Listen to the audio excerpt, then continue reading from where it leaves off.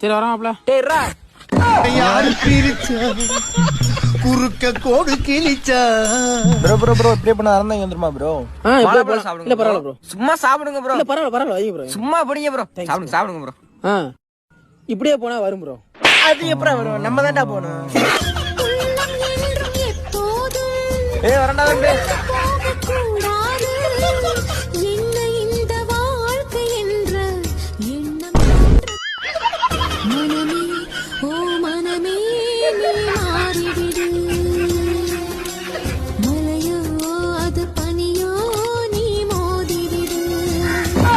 நிலைமையை சொல்ல முடியாது, நிலவுக்கு தற்கொலை கிடையாது. பூவை வைத்த